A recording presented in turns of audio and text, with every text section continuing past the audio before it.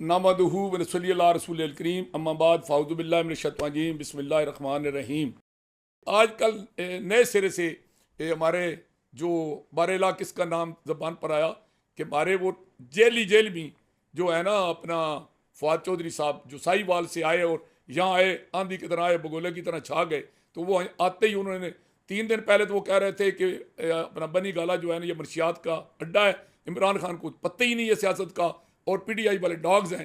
3 दिन बाद उनको टिकट मिला, वो लीडर बन गए पीटीआई के। और फिर वो ऐसे उन्होंने तरक्की की कि वो जनाब सुबह से लेकर शाम तक वो पार्टी के मेंबरशिप बाद में ली, एमएनए पहले बने, वजीर बने और वजीर क्या बने, वजीर आजम बन गए। सारे इख्तियारात ही उनके पास थे।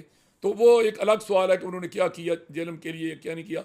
और आखिरकार जब अपना वो नदां गिर गए सजदे में, जब वक्त क़याम आया, फिर वो लोगों जिन्होंने उनकी वो बहादुरी के किस्से सुन रखे थे कि हम शेरों के शिकारी हैं, तो ये शेरों के शिकारी को जब गिदड़ों की तरह भागते हुए देखा है वो भी सब लोगों को पता है। तो वो हमने हमेशा कहा कि ये 2 नंबर हीरो है। एक तो ये इतना ना मुखलिस है पीटीआई के साथ, ना पाकिस्तान के साथ, ना इस जेलम के साथ, ना जेलम के अवाम के साथ। ये अपनी ज़ात के अलावा इसका कोई और माटो नहीं है। और खान साहब को भी वक्त आएगा तो ये छोड़ जाएगा, वो छोड़ गया। और दूसरी बात हम हमेशा कहा करते थे कि ये तो उन कुव्वतों ही कोई नुमाइंदा है जिन कुव्वतों के साथ खान साहब टक्कर लेने चले हुए हैं। तो उन्होंने लॉन्च किया था, बड़ी किसको भूल है कि ये जनरल फ़याद हमीद और जनरल अकबर बाजवा ने हमारी जगह पर उसको रिप्लेस किया, तो उसको टिकट दिलवाया था। तो फिर जब वो वक्त आया तो वो भाग गए। अब दोबारा जब वो गए ना जेल में, तो मैं अपनी उस बात पर कायम हूँ। किसी को इस पर शक है तो वो करता रहे, मैं अपनी बात पर कायम हूँ कि उनको अब दो दिला के ना नला के उसकी मालिश करके पालिश करके और उसको जनाब जो है ना वो लक्स साबन से नहला धुला के उसको अब नए सिरे से पीटीआई में लॉन्च करने की कोशिश की जा रही है। आज फिर वो उस गेट नंबर 4 की नुमाइंदगी के लिए पीटीआई पे कब्जा करना चाहता है। और वो खान साहब कैसे हमदर्द हुआ है, जैसे कोई खातून थी ना तो वो थी ज़रा बिगड़ी, तो लेकिन एक बड़े घर की वो बहू बन गई। जब वहाँ बहू बन गई उसको इज्जत ज़रा जल्दी मिल गई। वो ना सास की परवाह करे, ना ससुर की पर करे, ना मियाँ की करे, ना किसी की करे। तो वो आखिर उन्होंने तंग आके उससे कहा कि भैया बंदे दी थी बन। तो उसने कहा अच्छा मैं बंदे की दी तो नहीं बनती, मैं पेके चली जाती हूँ। तो वो भाग गई और पेके चली गई। अब जब पेके गई तो पेके वालों ने जनाब उसकी लितराड़ की।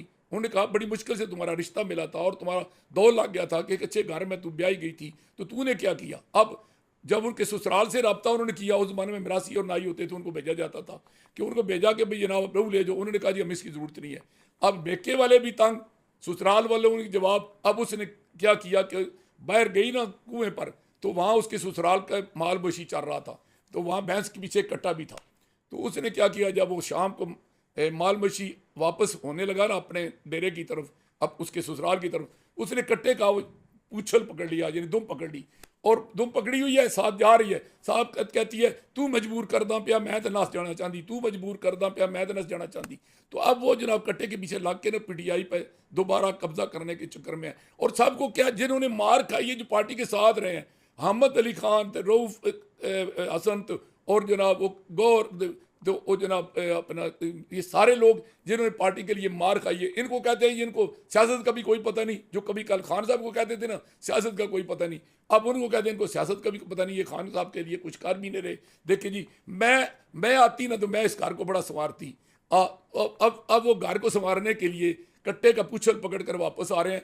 लेकिन मैं एक दफ़ा फिर पीटीआई की क़यादत को, दोस्तों को, कारकुनों को, वर्करों को आगाह करना चाहता हूँ कि अब भी ये आपकी पार्टी में कफारा अदा करने के लिए नहीं आ रहे। ये अब आपके उस पॉपुलरिटी से फ़ायदा उठाने के लिए, क्योंकि इनका कोई मुस्तकबिल नहीं है सियासत में। आज अगर ये पीटीआई के अलावा यहाँ इलेक्शन लड़े तो ये चंद सौ वोट से ज़्यादा नहीं ले सकते। तो ये आप पीटीआई के वोट बैंक की वजह से वापस आना चाहते हैं।